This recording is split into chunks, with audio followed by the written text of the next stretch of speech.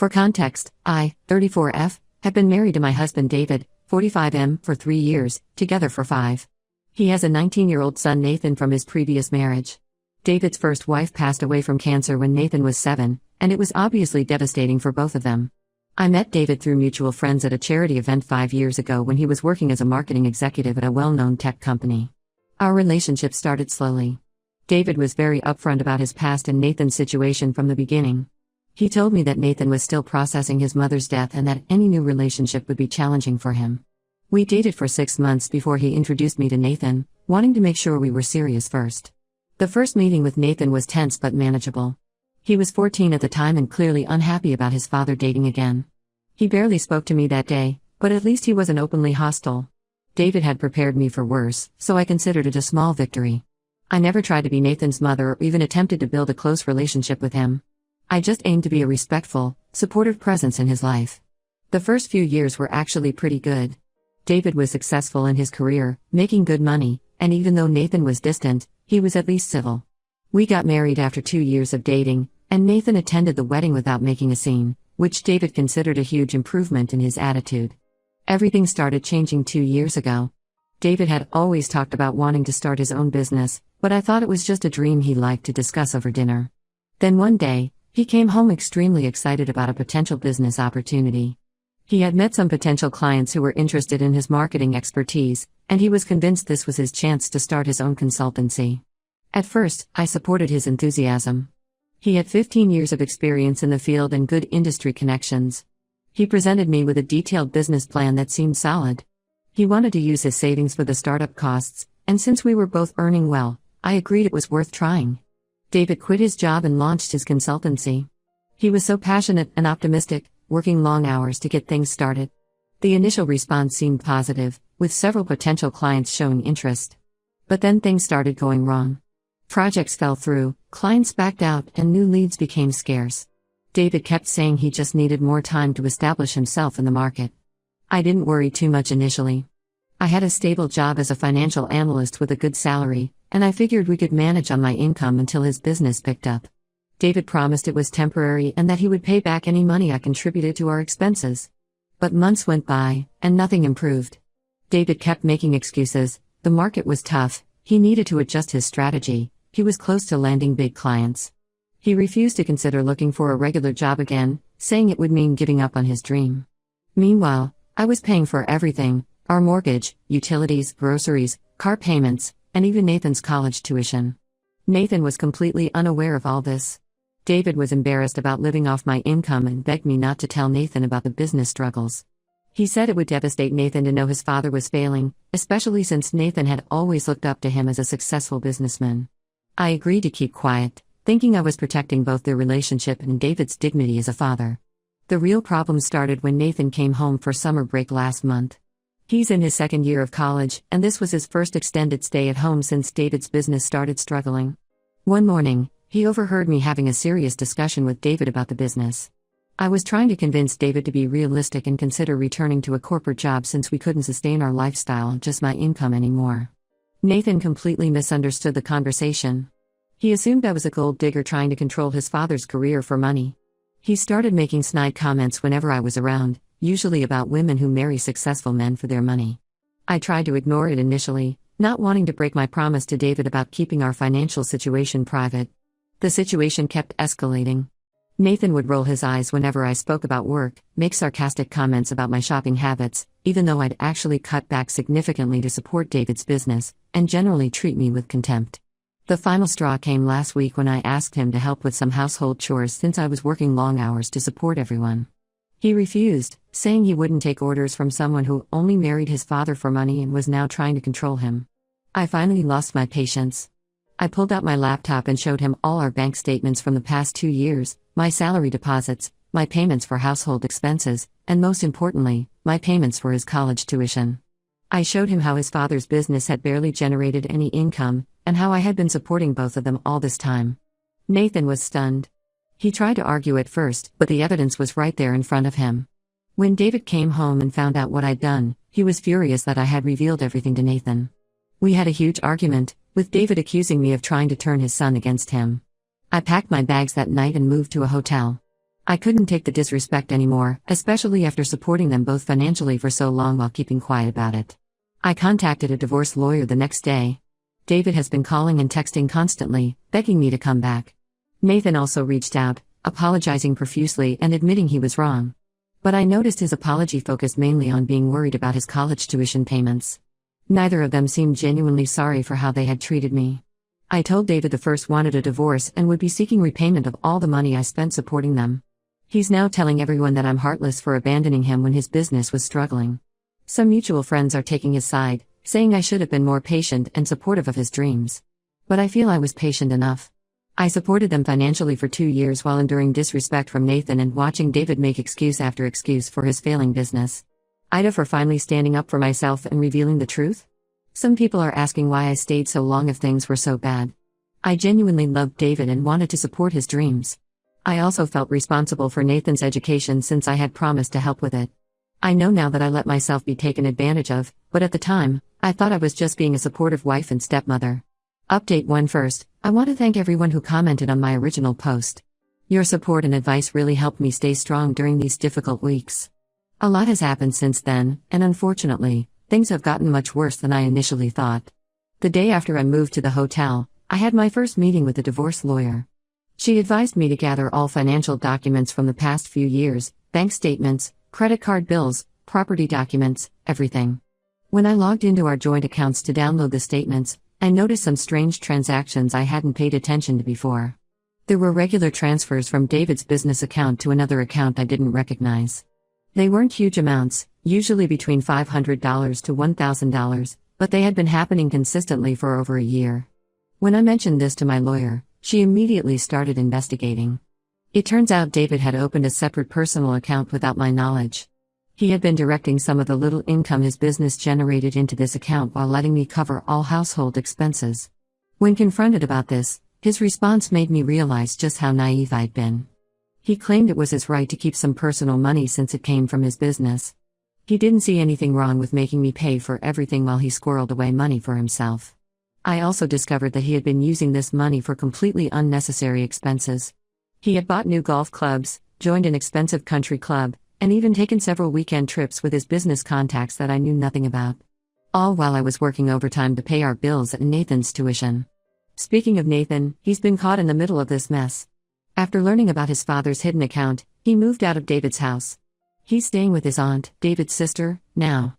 He's been texting me almost daily about his tuition situation. While I feel bad for him, he is just a kid who got caught in his father's lies. I had to be firm. I told him he needs to figure out his college funding on his own. He can take loans like most students do, or maybe his father can use some of that hidden money to help him. The most shocking revelation came when David's sister Sarah reached out to me. She had been helping Nathan settle in at her place, and during one of their conversations, she learned the full story of what happened. She called me immediately to share something that left me speechless. Apparently, this wasn't the first time David had done this. During his marriage to his late wife Lisa, he had also quit his job to start a business. This was about 15 years ago, when Nathan was very young. The business failed miserably, but David refused to give up on it.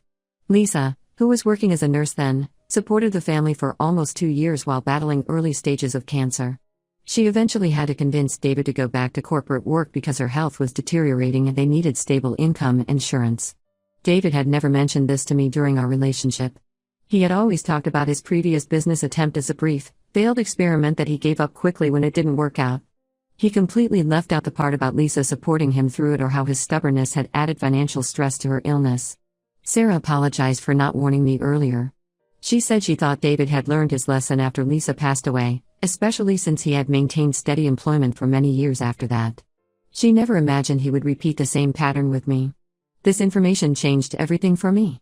What I thought was just poor business judgment and pride was actually a pattern of behavior. David was willing to let the women in his life sacrifice everything for his unrealistic dreams, all while hiding money for himself. My lawyer is now preparing documentation of all my financial contributions over the past 2 years. We're also investigating whether there are other hidden accounts or assets we haven't discovered yet. She believes we have a strong case for getting back most of what I spent supporting the household, especially since we have evidence of David's deception with the hidden account. Some family members, mainly David's side, have been pressuring me to reconsider the divorce. They're saying I'm being too harsh and should give David another chance. His mother called me crying, saying David is depressed and that she's worried about him. She suggested that maybe he hid the money because he felt emasculated by having to rely on my income. But I refused to be manipulated again. Learning about what happened with Lisa made me realize that David hasn't changed and probably never will. He's not just bad at business, he's willing to take advantage of people who love him while pretending to be the victim. David keeps texting me that I'm misunderstanding everything. He claims the hidden account was meant to be a surprise fund to eventually pay me back. He says he only hid his previous business failure because he was ashamed of it and didn't want me to think less of him. But I don't believe any of his excuses anymore. Nathan is still texting me about tuition, but his tone has changed. Instead of apologizing, he's now trying to guilt me by saying I'm punishing him for his father's mistakes. He doesn't seem to understand that I'm not punishing anyone, I'm just refusing to be taken advantage of anymore. I'm staying firm in my decision to divorce David. However, I'm worried about the process ahead. David is already trying to minimize the amount he needs to repay me, claiming that his business was doing better than I knew and that I'm exaggerating how much I supported the household. I expect this to be a long and difficult battle, but I'm prepared for it. At least now I know the truth about everything, and I can stop feeling guilty about walking away. I think I actually owe Lisa an apology. I'd always felt like I was somehow disrespecting her memory by marrying David, but now I realize she probably would have wanted to warn me if she could. To those asking about legal action regarding the hidden account, yes, my lawyer is handling that aspect. She says the fact that he was hiding money while letting me support everyone will work in our favor during the divorce proceedings. Update 2: a lot has happened since my last update, and I need to get this off my chest. The divorce proceedings have started, and it seems like every week brings a new shocking revelation about David's deceptions. My lawyer's investigation into our finances uncovered something that made me physically sick. David had taken out several personal loans using our joint accounts as collateral, without my knowledge or consent. We're talking about nearly $50,000 in loans over the past year. He was essentially gambling with my money while pretending his business was just going through a temporary rough patch. The loan documents showed he had used the money for business investments, but when we dug deeper, we found most of it went to some questionable cryptocurrency investments, and a failed attempt to expand his business into a new market, all of which he had hidden from me. He lost almost all of it, and now these loans are affecting my credit score since they're tied to our joint accounts. Nathan reached out again last week. He's struggling to pay for college now that I'm no longer covering his tuition. He wanted to meet for coffee to discuss possible arrangements. I agreed to meet him, thinking maybe he had finally understood the gravity of the situation. The meeting was disappointing, to say the least. Nathan spent the first few minutes apologizing again for calling me a gold digger, but then quickly moved on to asking if we could work out some kind of payment plan for his tuition. When I suggested he take a semester off to work and save money, like many students do, he acted like I had insulted him. He said his mother would have never suggested something so beneath him, and that she would be disappointed in how I was treating him. I tried to explain to Nathan that his father's actions had put me in a difficult financial position too, especially with these newly discovered loans. But he wasn't interested in understanding my perspective. He just kept pushing about the tuition, saying things like we're still family and you promised to help with my education. When I remained firm about not paying, he stormed out of the cafe, calling me selfish and telling me I was just as bad as his father. But the biggest shock came from an unexpected source. Remember those mutual friends who were criticizing me for leaving David? Well, I found out through a colleague that David has been dating one of them, my former friend Rachel. Apparently, they started seeing each other just weeks after I moved out. Rachel had been one of the loudest voices telling me I should give David another chance and that I was being too harsh on him. This actually explains a lot. Rachel had been unusually interested in my marriage problems, always asking for details about my fights with David and offering to talk to him on my behalf. Now I wonder if she was just gathering information for him all along. The betrayal stings, but honestly, they deserve each other. The mediation sessions have been absolute nightmares. David is trying to claim that his business failures were partly my fault because I never believed in him and wasn't supportive enough. He's painting himself as the victim, saying I gave up on him when he needed me most. He conveniently leaves out the part about hiding money and taking out secret loans. His lawyer is arguing that since we were married, all decisions about money were joint decisions, even if I wasn't aware of them at the time. They're trying to say I should be partially responsible for the loans since they were taken out during our marriage. My lawyer says they're just trying to intimidate me into accepting a lower settlement. What's really frustrating is how David has managed to spin this story to our social circle. He's been telling everyone that I'm trying to bankrupt him out of spite, that I never supported his dreams, and that I'm trying to turn his son against him. Some people who I thought were friends are actually believing him, despite all the evidence of his deception. The only silver lining in all this is that Sarah, David's sister, has been incredibly supportive. She's been helping me document everything from the past few years and has even offered to testify about David's pattern of financial deception if needed. She feels guilty about not warning me earlier and wants to make things right. I've had to start seeing a financial advisor to figure out how to protect myself from these loans David took out. It's going to take months to sort out this mess and separate our finances completely.